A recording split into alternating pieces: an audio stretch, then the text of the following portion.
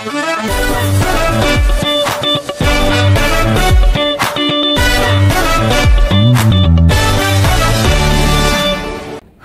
Safety, balik lagi di podcast Mandiri Mahadaya Tim Safety, Tim MMB. Oke Kak Safety, jadi pada hari ini kita akan membahas suatu hal yang sangat menarik, di mana pembahasan podcast kita pada kali ini yaitu mengenai petugas pemadam kebakaran. Nah, narasumber kita pada episode kali ini merupakan seorang yang ahli di bidang pemadam kebakaran, seorang petugas pemadam kebakaran. Oke, buat Kak Safety yang mau tahu lebih lanjut mengenai petugas pemadam kebakaran, jangan lupa ditonton sampai habis ya. Oke, kita langsung saja perkenalan pada petugas pemadam kebakarannya. Selamat pagi Pak Maranto. Pagi, Mbak. Alhamdulillah baik Pak. Bagaimana Bapak kabarnya? Alhamdulillah sehat juga, baik juga. Oke, silakan Pak Maranto bisa memperkenalkan dirinya kepada Kak Safety. Oke, baik, terima kasih Mbak Nur. Halo, selamat pagi kawan safety semua. Perkenalkan, nama saya Marwanto. Saya berdinas di Dinas Penanggulangan Kebakaran dan Penyelamatan Provinsi DKI Jakarta. Dan keseharian saya Mbak Nur adalah sebagai seorang inspektur kebakaran. Jadi memeriksa terkait dengan sistem proteksi kebakaran, kemudian melakukan edukasi atau penyuluhan kepada masyarakat. Seperti itu Mbak Nur, keseharian saya. Pak Maranto ini merupakan petugas pemadam kebakaran Provinsi DKI Jakarta. DKI Jakarta. Oke. Untuk pemadam kebakaran sendiri itu apa sih Pak tugas dan tanggung jawabnya dan pekerjaannya itu bagaimana? Oh iya, baik. Nah ini yang sering ditanyakan. Ini pemadam kerjanya ngapain sih sebenarnya gitu ya? Kalau ada kebakaran aja datangnya, atau kalau ada rescue aja datangnya, atau seperti apa? Jadi gini, pemadam kebakaran itu memiliki beberapa tugas dan tugas pokok dan fungsi yang utama nih. Yang pertama adalah tugasnya sebagai mengupayakan pencegahan kebakaran. Nah, pencegahan kebakaran itu gimana caranya? Yaitu dia harus, atau petugas pemadam kebakaran itu harus melakukan penyuluhan kepada masyarakat. Kemudian kalau di beberapa bangunan gedung dia harus melakukan inspeksi atau pemeriksaan sistem proteksi kebakaran. Itu adalah tugas-tugas daripada tim pencegahan kebakaran. Kemudian tugas yang kedua yaitu melakukan upaya penanggulangan kebakaran.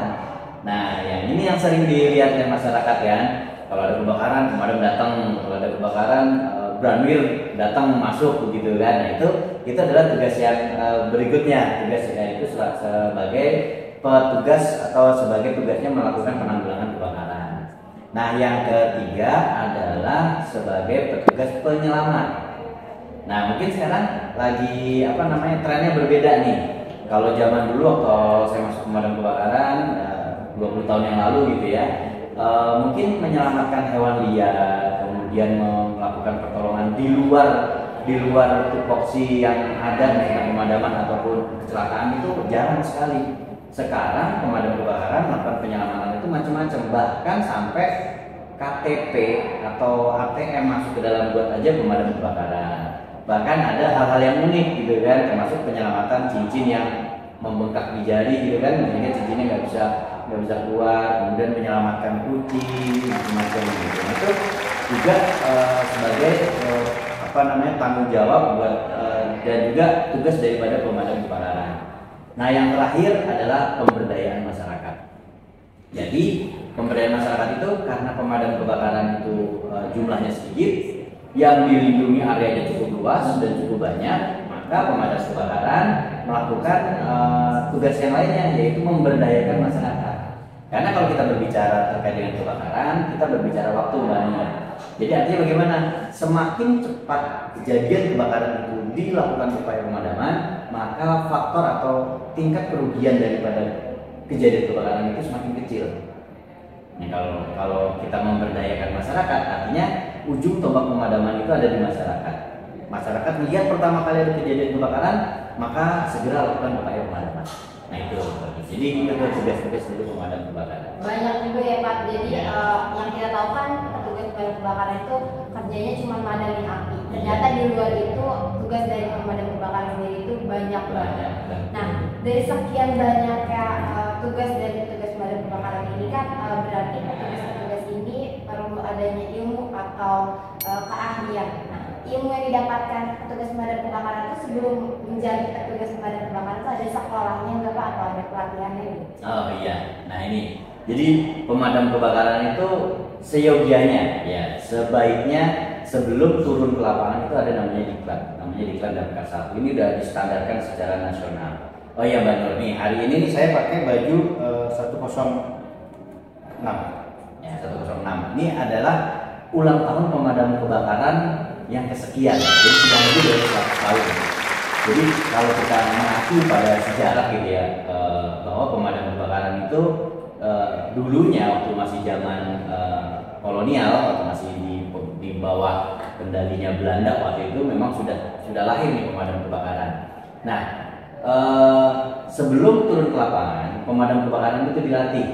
Nah, sekarang pemadam kebakaran itu harus menempuh pendidikan yang namanya pendidikan dasar damkar 1 atau pemadam kualifikasi tingkat 1, pemadam kebakaran kualifikasi tingkat 1. Berapa lama? Nah, itu memang ada kurikulumnya. Ya, kurang lebih sekitar 200 JP jam pelajaran. Jadi ya cukup lama. Jadi hampir hampir seyogianya itu hampir 1 bulan. Tetapi itu mengingat kebutuhan, maka ada beberapa instansi yang menyelenggarakan. Nah, yang menyelenggarakan salah satunya adalah Pusdiklat Pemadam Kebakaran yang ada di Ciracas yang dimiliki oleh DKI Jakarta. Kemudian ada juga pusat pendidikan latihan lainnya seperti di Semplak Bogor, kemudian ada di Bandung itu juga ada. Jadi nggak bisa nih pemadam kebakaran sebelum dilatih, sebelum dididik langsung turun ke lapangan. Karena apa? Karena pemadam kebakaran itu bekerjanya dengan resiko tinggi.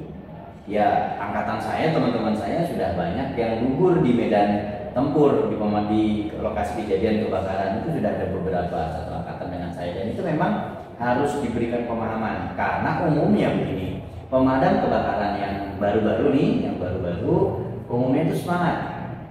Ya kan, ada kejadian kebakaran semangat membantunya itu luar biasa, bahkan bukan hanya pemadam kebakaran yang dalam tanda kutip di bawahnya pemerintah daerah gitu ya, tapi juga ada beberapa relawan pemadam kebakaran itu semangatnya luar biasa, semangat membantunya. Mungkin kalau teman-teman melihat sosial media seperti relawan pemadam kebakaran yang ada di Banjarmasin. Nah, Banjarmasin itu adalah salah satu kota atau salah satu daerah yang dapat julukan kota 1000 pemadam. Jadi ada kebakaran seperti itu, maka relawannya itu banyak banget luar biasa, dan semangatnya tinggi-tinggi. Nah, makanya diperlukan sebuah pelatihan, sebuah pendidikan untuk membiasakan mengetahui resiko dari pemadam kebakaran, termasuk teknik-teknik pemadaman. Seperti itu, Mbak. Kan tadi ada pelatihannya dan juga pendidikannya. Nah, untuk yang mau mengikuti pendidikannya ada persyaratannya sih, misalnya lulusan SMA kah atau bisa dari semua kalangan untuk pendidikan atau pelatihan itu, Pak? Oh iya, jadi memang betul. Jadi untuk mendapatkan pelatihan itu pemadam kebakaran itu sebenarnya gini, pelatihannya itu berjenjang, banyak sekali. Tapi kalau untuk pelatihan dasar itu sesuaikan dengan tugas daripada si pemadam kebakaran. Memang tidak dipersyaratkan secara khusus dia harus minimal SMA atau apa. Tapi umumnya begini, orang yang akan mengikuti pelatihan itu umumnya dia sudah bertugas di instansi tertentu. Jadi dia bertugas dulu baru mendapatkan pelatihan dasar. Lalu apakah masyarakat awam bisa mengikuti pelatihan itu? Bisa. Yaitu syaratnya minimal SMA. Ya, itu bisa menghubungi, tapi lebih detailnya sih bisa menghubungi lembaga pelatihan tersebut yang khusus untuk petugas pemadam kebakaran. Kan kalau Mandiri Mahadaya juga mengadakan juga yang kelas di sertifikasi itu ya, itu ada juga. Nah, itu memang ya sebenarnya hampir sama, tetapi kalau yang petugas damkar khususnya yang petugas pemadam kebakaran memang ada pelatihan khususnya di Cilacap seperti itu. Tadi kan Bapak udah bicara nih, ada beberapa rekan-rekan Bapak yang gugur ketika memadamkan api. Nah, itu resiko apa aja sih Pak yang didapatkan ketika petugas itu terjun ke lapangan? Iya. Resikonya apa? Ya, jadi banyak sekali ya, Pak. Jadi kita untuk melihat resiko itu kan melihat ininya dulu ya, melihat sumber bahayanya dulu gitu ya. Dari pengalaman saya, di antaranya adalah resiko sengat listrik. Ya, karena bisa jadi nih di dalam rumah, di dalam kantor ataupun di tempat kejadian kebakaran memang listriknya sudah dipadamkan. Bahkan kalau kita melakukan melakukan pemadaman biasanya tim dari PLN hadir tuh. Jadi misalkan satu gang ini ada rumahnya terbakar, satu gang itu akan diputus listriknya. Nah, tetapi kita nggak tahu di dalam rumah itu ada nggak yang menggunakan baterai cadangan tuh. Nah, baterai cadangan. Nah, ketika ada kejadian tersebut, baterai cadangannya tetap ada powernya. Nah, itu bisa menimbulkan sengatan listrik. Yang kedua, jatuh dari atap. Itu juga bisa. Jika kita mau madamin kan harus naik-naik ya, naik-naik ke atap, gitu kan, ke genteng, kemudian itu bisa jatuh. Termasuk bangunannya runtuh. Kayak rekan-rekan kami ada yang tertimpa bangunan runtuh. Kemudian ya risiko berikutnya adalah terbakar. Karena kan kita ketemu dengan api ya, itu terbakar bisa jadi. Kemudian karena ada api pasti ada asap. Nah, asapnya itu macam-macam, kita nggak bisa memilih dan itu bisa mengalami keracunan asap. Kemudian suhu yang sangat dingin itu juga bisa. Ada juga rekan kami yang ketika melakukan upaya pemadaman di tempat yang gelap gitu ya, di daerah pemukiman, ternyata itu ada gerobak bakso sehingga apinya masuk ke dalam kuah bakso tuh, mengalami luka bakar. Bukan karena kebakaran, tapi karena situasinya gelap, kemudian ada posisi bakso di sana, panci bakso, kemudian masuk ke situ nggak tertumpah seperti itu kan. Itu ada juga seperti itu. Jadi unik. Jadi resikonya bukan cuma dari tempat kebakarannya, tapi dari lingkungannya di lingkungannya juga bisa gitu. Jadi kalau kayak misalkan tertimpa runtuhan itu sudah pasti. Nah, tetapi pemadam kebakaran karena sudah tahu resikonya, maka pemadam kebakaran menggunakan alat pelindung diri yang sesuai. Bahkan kalau kami selalu mengingatkan untuk teman-teman di lapangan, kalau dia nggak pakai helm, dia nggak pakai fire jacket, gitu kan, atau dia tidak menggunakan SCBA, maka diingatkan supaya menggunakan itu karena itu sangat berbahaya. Jadi ketika terjun ke lapangan, APD-nya pun harus diperhatikan. Harus diperhatikan. Jadi ketika terjun ke lapangan itu ya resikonya yang paling tinggi adalah kematian. Iya, karena sudah banyak juga rekan-rekan kita yang seperti itu. Tadi kan tugas dari pemadam kebakaran itu salah satunya adalah memberikan penyuluhan.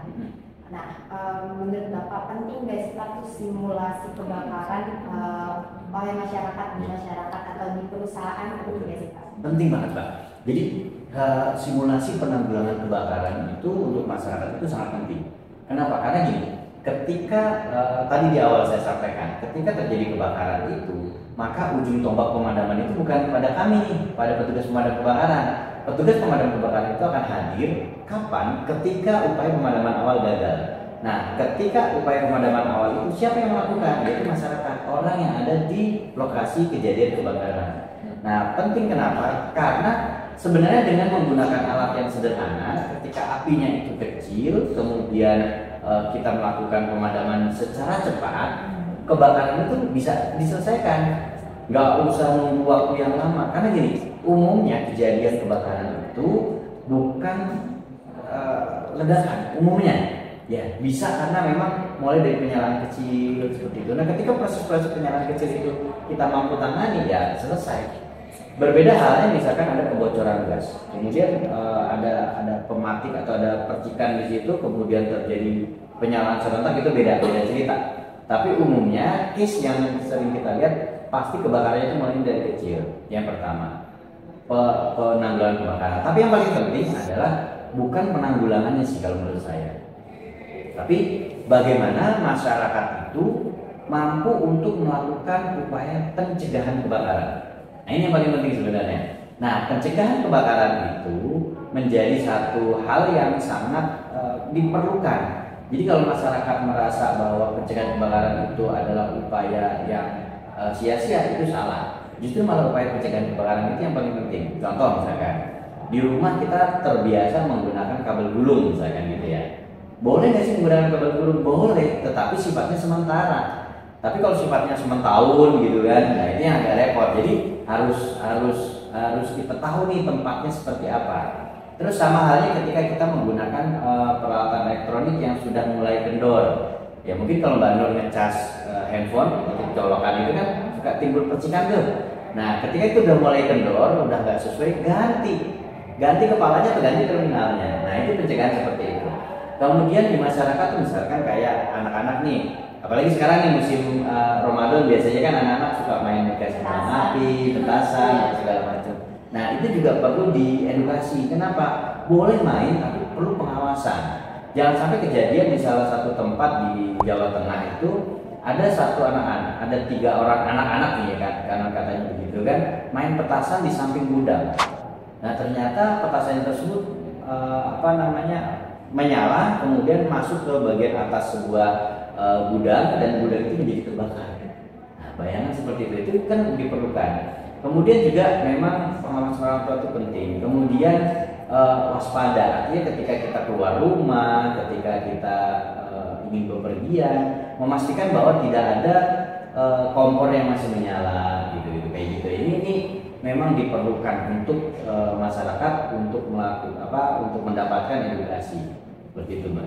Di masyarakat sendiri nih, kebakaran itu sering terjadi disebabkan karena faktor apa?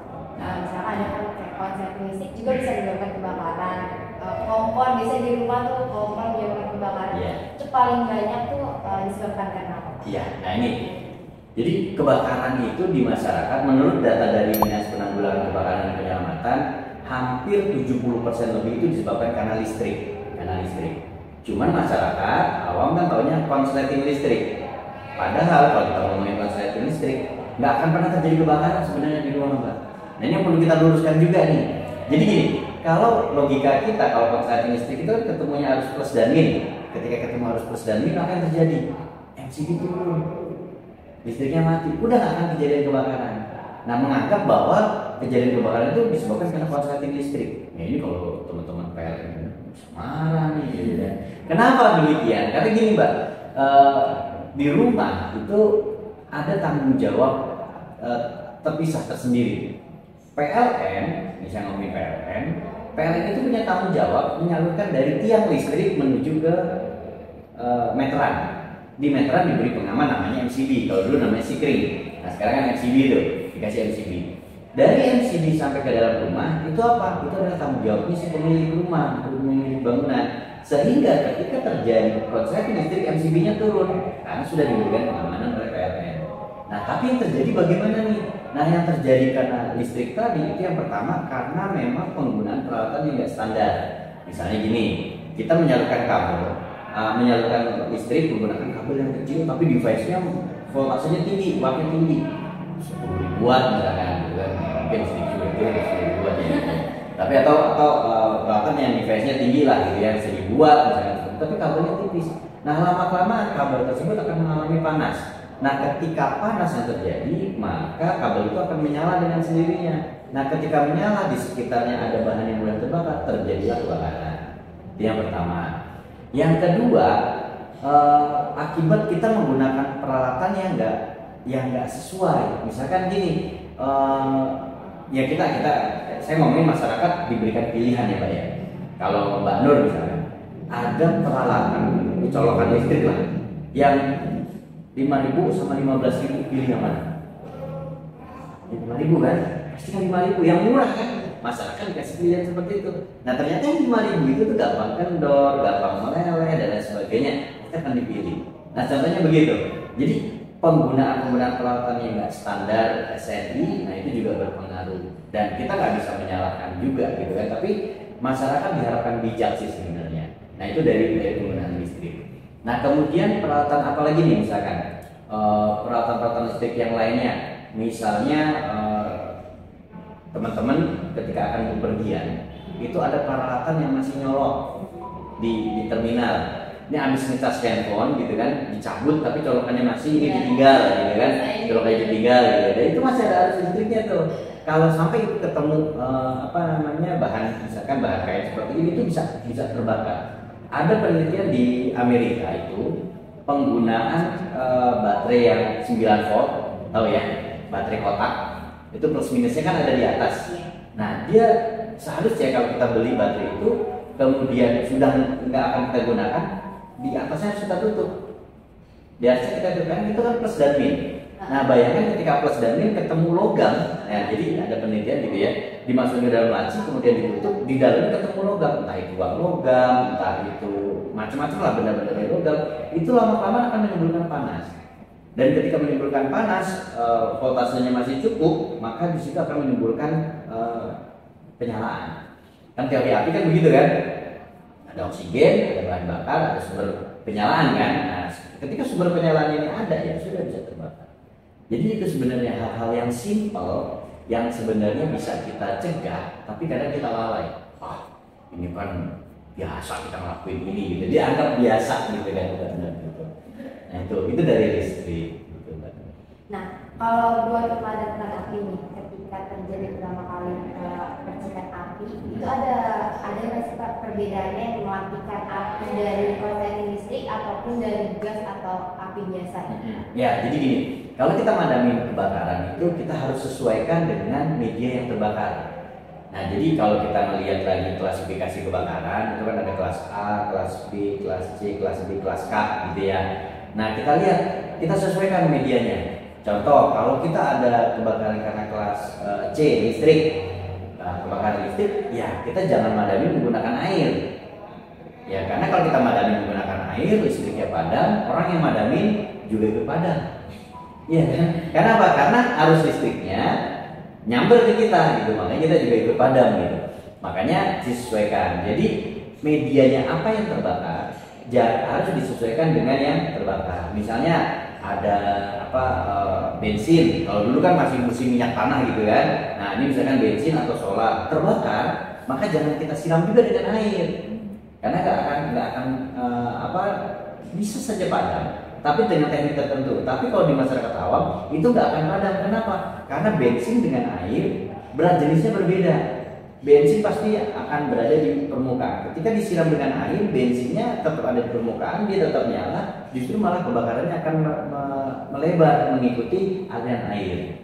Nah itu jadi disesuaikan. Makanya kita harus tahu kalau dia kelas A atau benda-benda padat bisa kita menggunakan air. Tapi kalau bukan kelas padat, misalkan karena listrik, maka gunakan media lainnya seperti CO2 gitu kan, atau menggunakan bahan lainnya yang tidak mengantarkan arus listrik, misalkan apar yang jenisnya dry powder kelas B itu bisa digunakan untuk melakukan pemadaman. Jadi memang edukasinya agak panjang gitu ya kan. Kita harus tahu dulu nih kelas-kelasnya gitu ya seperti itu. Jadi nggak semua kebakaran itu bisa disiram dengan air. Apalagi kan banyak nih Mbak Nur di masyarakat Pertamini, ya, saya nyebut Pertamini itu merek bukan? Pertamini kan gitu kan. Jadi Pertamina yang diminikan gitu kan, Pertamina yang diminikan gitu. Nah itu di masyarakat tuh. Di masyarakat artinya apa? Artinya itu kan ada resiko di situ. Ketika di situ terjadi penyalaan, kapasitas di dalam Pertamina tersebut bisa berliter-liter tuh, bisa 10-20 liter, bahkan bisa ratusan liter. Dan kalau itu terbakar, itu dampaknya luar biasa. Nah ini juga perlu edukasi. Edukasi bukan hanya kepada si pemilik Pertamina tadi atau bom bensin eceran, tapi juga yang masyarakat sekitarnya. Makanya harus disediakan apar. Nah kan biasanya masyarakat tuh nggak punya apar Pak gitu.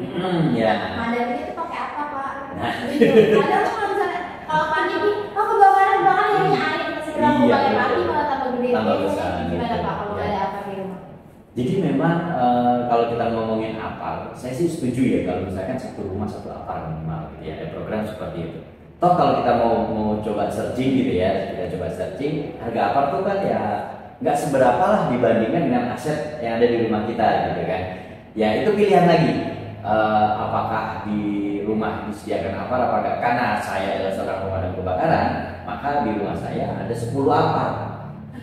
Jadi 10 apar tuh Mbak, yang satu taruh, yang beberapa taruh di rumah gitu kan, di beberapa tempat, yang satu taruh di tetangga.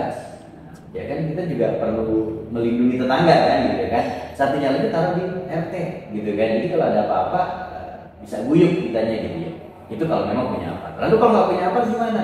Nah, makanya kalau nggak punya apar, yang pertama kita bisa menggunakan alat tradisional, misalnya kayak handuk basah, kemudian kain yang dibasahi gitu kan. Kalau saya ngomongin karung goni, latihannya pakai karung goni. Tapi kan di rumah nggak punya karung goni. Siapa yang menyimpan karung goni? ya udah bau gitu kan, dan wow bisa bulukan. Tapi kalau kain yang ada di rumah seperti handuk itu kan sudah ada di rumah tuh, sarung ya, bahkan spray, daster kan bisa dipakai gitu kan. Nah itu bisa digunakan, itu bisa dimanfaatkan sebagai media untuk pemadaman dengan cara benda-benda tadi mesti dibasahi. Kalau nggak dibasahi, ya jadi bahan bakar gitu. Nah supaya bisa begitu gimana caranya? Ya latihan.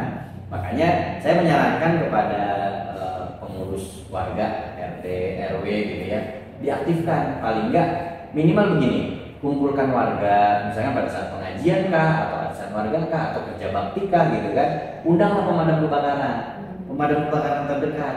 Mau teman-teman pemadam kebakaran itu untuk melakukan edukasi. Karena apa? Karena itu adalah bagian daripada tugas pokok kita.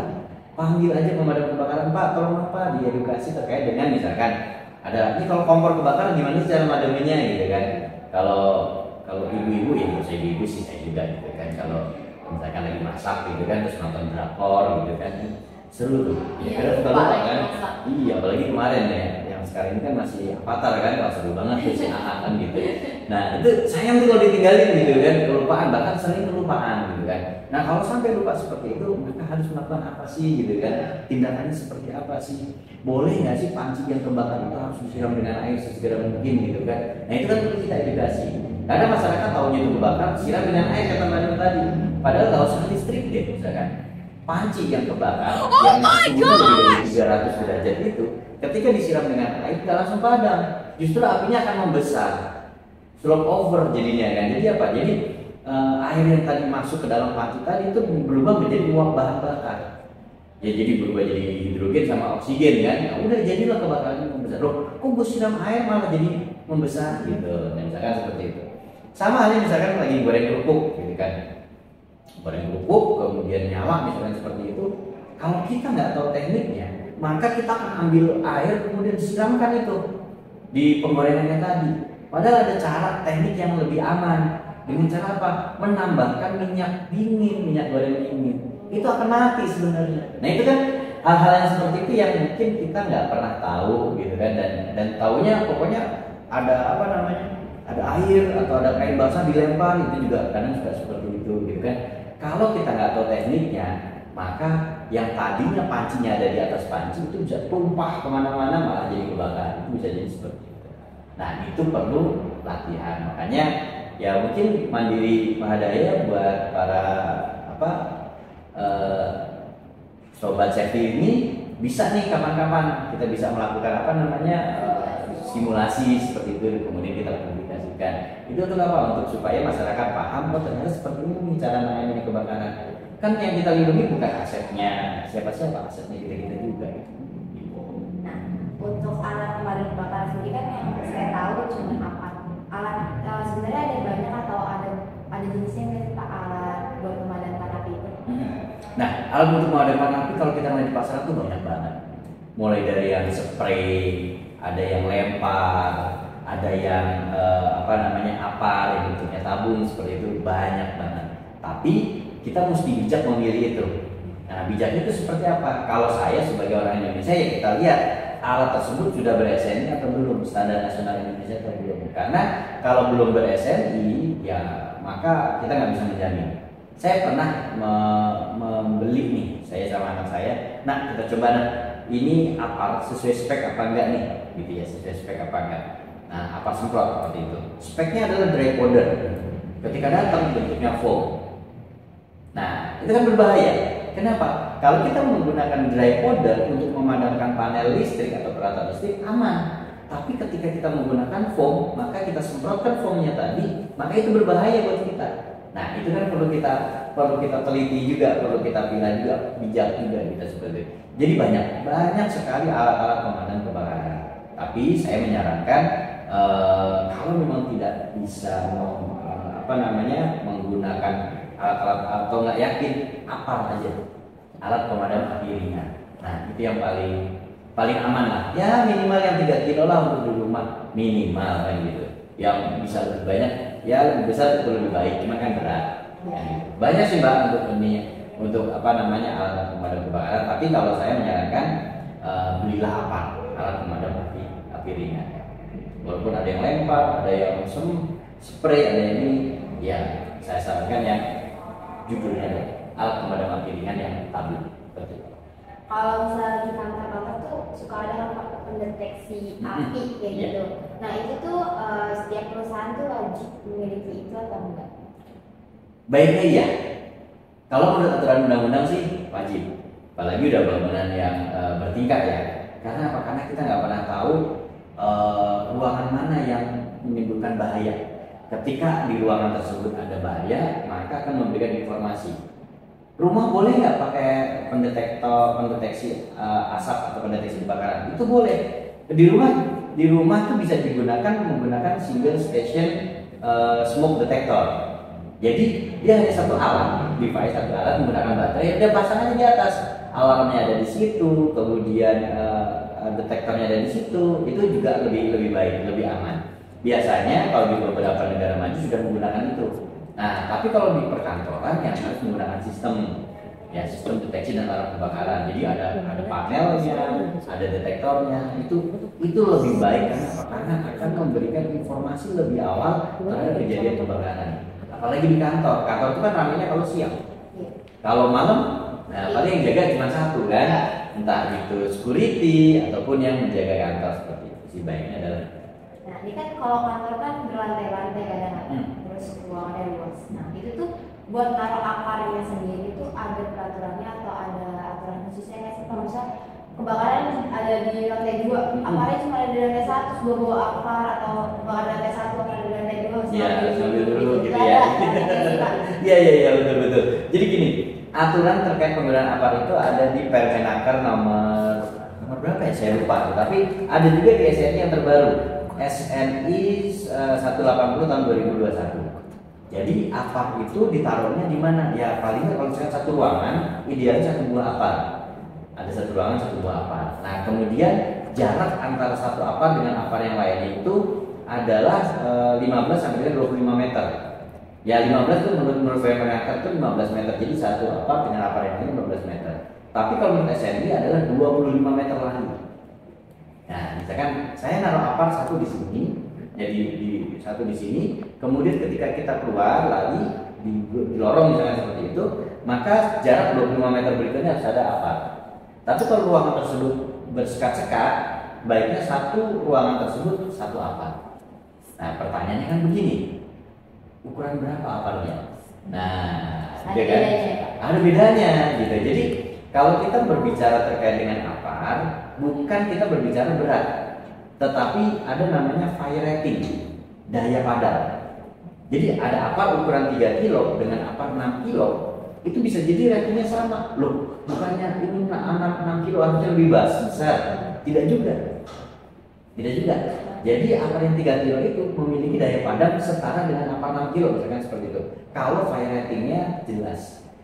Nah, fire rating itu didapat dari mana? Fire rating itu didapat dari hasil uji coba apar tersebut di laboratorium pemadam kebakaran yang ada di DKI Jakarta nih, yaitu di Cilacap di sana. Jadi diuji nih apar ukuran 3 kilo, 4 kilo, 6 kilo, misalnya seperti itu, diuji dia berada di rating yang berapa. Nah, baru nanti akan tertulis. Di mana kita bisa mendapatkan itu?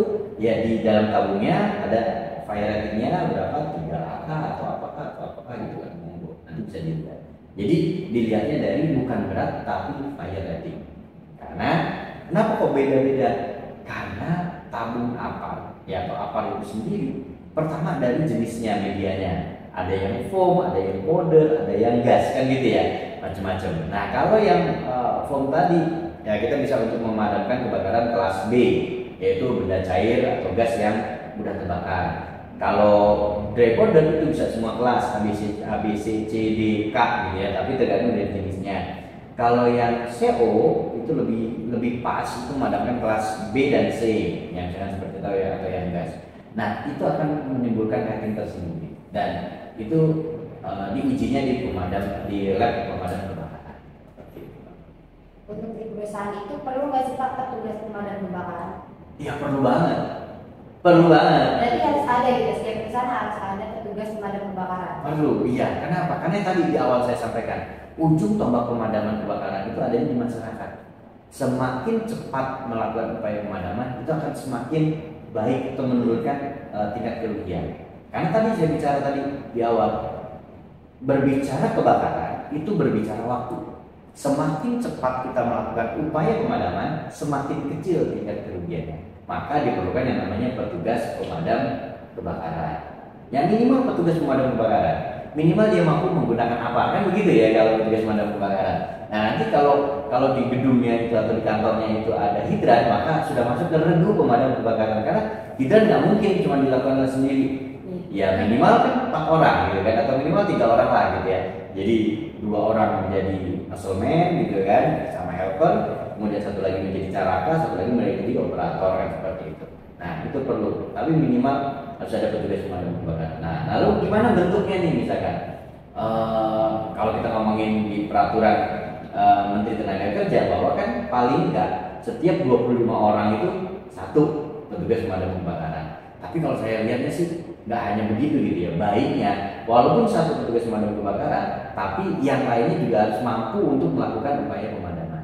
Jadi nggak tergantung dari satu orang itu. Nah kalau misalnya lagi cuti, atau lagi sakit nggak masuk kan gitu, terus kan ada kebakaran, kan itu tanggungannya si Alo kan gitu, nggak bisa begitu kan. Makanya semuanya harus bisa melakukan upaya pemadaman. Jadi perlunya simulasi pemadaman kebakaran. Betul, itu juga perlu juga. Oke, baik nih Pan. Kan biasanya nih di kantor itu kalau misalnya apinya udah terlanjur besar, itu tuh kalau mau nelpon pemadam kebakaran kemana Pak? Kalau misalnya ada kebakaran nih, hal apa yang dilakukan? Kan kita madamin dulu nih, udah madamin kita yang nelpon pemadam kebakaran itu kitanya nelpon kemana atau gimana gitu Pak? Ya, jadi gini, kalau kita berbicara terkait dengan pemadam kebakaran, gitu ya, bicara terkait pemadam. Ini kalau ada kebakaran, madaminya kita gagal, maka harus hubungi pemadam kebakaran. Nah, kapan sih? Nah, pertanyaannya gitu kan, kapan sih hubungi pemadam kebakaran? Karena kita sibuk mau minta tolong sama orang aja belum sempat gitu. Belum sempat, betul. Aduh, madamin api gitu, nelfonnya kapan? Kapan gitu kan? Jadi saran saya adalah ketika kita sudah melihat api, memang betul itu kebakaran, segera hubungi pemadam kebakaran. Dan kita telepon dulu, baru madamin. Masalah nanti pemadam kebakaran itu datang, kemudian apinya sudah padam, nggak ada masalah. Ketimbang kita ngupayain pemadaman kebakaran, ternyata gagal, ini apinya sudah makin besar. Ingat ya, ketika kita bicara kebakaran, berbicara waktu. Semakin cepat pemadam kebakaran atau memadamkan kebakaran itu semakin baik. Nah pertanyaannya kan gini, apakah kita bisa menjamin ketika kita telepon pemadam kebakaran, tutup teleponnya pemadam kebakaran sudah hadir? Kan nggak mungkin begitu. Nah kami punya standar standar yang ditetapkan oleh Kemendagri. Respon time kita ada 15 menit. Dari kapan? Dari pertama kali terima telepon sampai pemadam kebakaran itu datang dan ngeluarin air itu ada 15 menit. Dan di Jakarta itu di bawah itu sekitar 8 menit atau 13 menit di antara itu. Jadi semakin cepat, semakin cepat. Nah, pertanyaannya adalah, berapa nomor telepon pemadam kebakaran? Kan gitu kan? Kita nggak tahu nih, nomornya kemana nih? Cari dulu di Google lama. Lama kan gitu. Makanya dalam kondisi aman, baiknya kita cari informasi. Nomor telepon pemadam kebakaran itu berapa sih? Nomor telepon polisi berapa sih? Rumah sakit, ambulan gitu. Tapi kalau di DKI Jakarta cukup kita telepon 112. Ya siaga Jakarta siaga 112, nomor telepon 112. Di Depok juga begitu. Di beberapa negara, di beberapa daerah juga begitu. Ada beberapa yang sudah aktif 112. Ketika aman, kita coba telepon 112. Bener nggak sih? Gitu loh. Telepon aja. Jadi kita kapan coba buat telepon? Boleh lah, boleh. Telepon 112, mohon izin, saya sebutin nama, tingkat kita kan baik. Nah, nama, halo Mbak, nama saya Nur, saya dari ini, Mandiri Mahadaya, saya sedang mencoba nomor 112. Diterima dengan baik, nggak usah khawatir. Ya itu kan sama seperti customer service ya gitu ya. Kalau di perusahaan kan namanya customer service. Nah itu kan layanan seperti itu. Atau kalau kita ragu untuk itu, maka soan atau minimal silaturahim ke petugas atau ke pos pemadam kebakaran terdekat. Ya, di mana nih kantor kita nih? Oh, kayaknya ada pemadam kebakaran di daerah sana deh. Coba deh kita datangin ke sana. Di sini ada nggak nomor teleponnya atau nomor telepon kantornya berapa Pak? Jadi ketika ada keadaan darurat kita bisa langsung tahu tahu. Simpan aja gitu kan. Entah itu dipampang di kantor. Biasanya kan di kantor ada tuh nomor telepon darurat ini kan ada gitu. Sehingga itu menghubungi. Nah, terus kemudian kapan kita menghubungi? Ya ketika memang tadi yang saya sampaikan ada kejadian kebakaran, segera hubungi pemadam kebakaran. Karena kita nggak bisa menjamin bahwa pemadam kebakaran yang dekat kantor tadi, yang posnya tadi, itu bisa cepat datang. Siapa tahu pemadam kebakaran tadi sedang melakukan upaya pemadaman atau evakuasi ataupun penyelamatan lainnya, sehingga kosong di sana. Nah, sehingga harus mengarahkan dari tempat yang gitu. Makanya datengin pemadam kebakaran, tanya nomor teleponnya berapa, kalau perlu kenalan sama petugasnya. Tapi kalau di Jakarta ada gini Mbak, ada namanya Satgas, Satuan Tugas. Nah, Satuan Tugas itu setiap kelurahan satu orang pemadam kebakaran. Dan itu bisa responnya lebih cepat lagi. Kenapa? Karena komunikasinya kan bisa menggunakan HT kita kan. Misalkan Mbak Nur nih, rumahnya di daerah mana? Misalkan di daerah Cengkareng misalkan.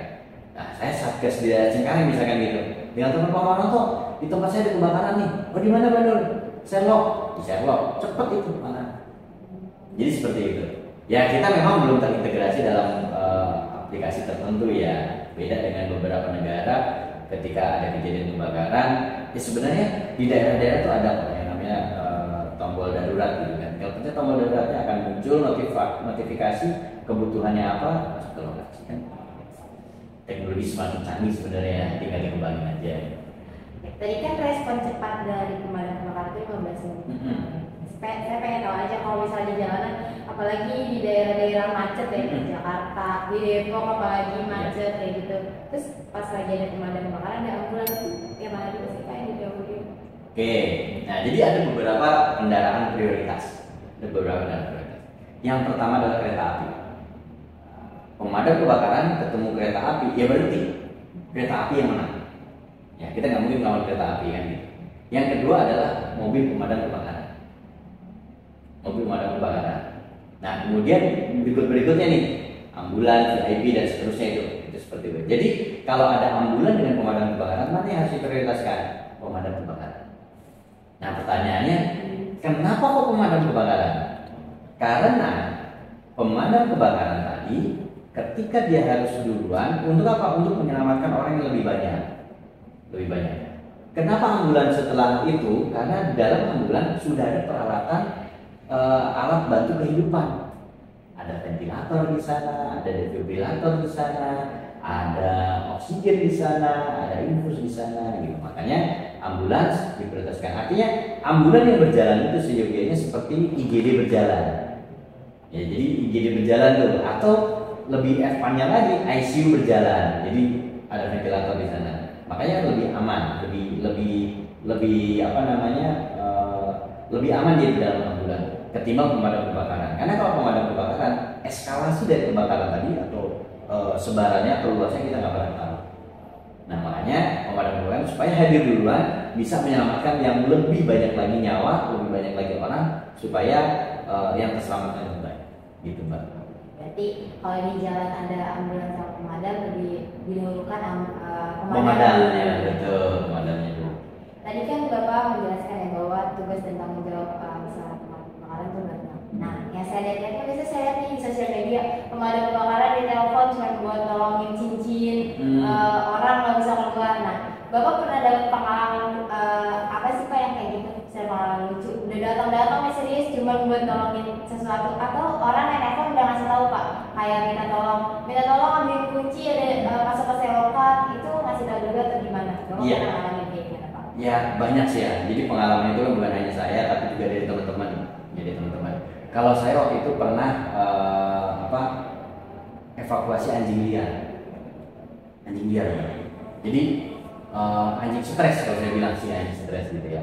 Jadi anjing masuk ke pemukiman warga, kemudian anak-anak itu pas mau lebaran, pas malam takbiran gitu. Saya ingat banget pas malam takbiran.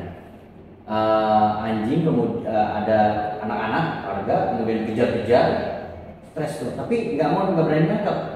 Akhirnya dia ada di dalam satu gang yang kecil, kemudian dia mungkin sudah ketakutan, sudah lemas di situ, manggil kita, Pak, di sini ada anjing liar. Nah, resiko anjing liar apa? Gigit kan rabies kan gitu kan, rabies ya. Nah, itu kan salah satu resikonya. yang dulu nggak pernah kita bayangkan bahwa seorang pemadam kebakaran akan beresiko terhadap rabies. Nah ini bisa terjadi kan gitu. Ya kita nggak tahu anjing itu ada rabiesnya apa enggak kan gitu. Dan sampai ke lokasi di mana anjingnya itu Pak ada di sana dia anjingnya lagi udah memang posisi udah ketakutan udah lemes. Dan itu pertama kali saya pegang anjing, gendong anjing. Pertama kali saya gendong anjing, ya kan saya nggak mungkin gendong anjing. Iya. Nggak mungkin gitu. Tapi pertama kali saya memegang anjing ya, pertama kali itu uniknya. Kemudian kejadian unik lainnya ada seorang bapak-bapak, kemudian dia menggunakan cincin, ada di 3 jari cincin itu sebanyak berapa ya 18 atau berapa cincin gitu. Jadi dia pakai cincin, kemudian nggak mau dilepas, tambah cincin lagi, kalau ketemu cincin dipakai gitu terus sampai tangannya bengkak. Kita buka Pak, kita itu cuma 5, setelah dibongkar ternyata dalamnya ada lagi. Kalau saya ada berapa? 18 saya kalau salah. Ada 18 cincin. Nah, di situ itu unik banget. Macam-macam. Nah, ketika kalau teman-teman yang lainnya tuh ada yang menyelamatkan ATM, kemudian ada seorang anak kos wanita di rumahnya masuk tikus, ketakutan manggil pemadam kebakaran untuk evakuasi tikus. Bahkan tokek, bayangin tokek itu ya, tokek itu sampai dievakuasi.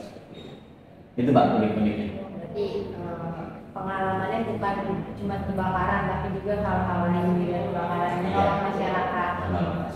Oke, mungkin ya terakhir ya Pak ya. Sekarang kan lagi musim mudik nih ya. Mungkin Bapak bisa kasih tips ke kawan safety yang mau mudik, tips untuk meninggalkan rumah nih agar terhindar dari kebakaran. Iya, oke baik. Yang mau mudik ya Pak ya. Bapak mudik? Enggak sih Pak. Sama saya juga nggak mudik. Jadi gini, kawan safety ketika akan mudik, yang pertama dilakukan harus punya duit. Punya duit. Kalau ini Nggak jadi mudik kan gitu ya? Saya Nggak mudik ya.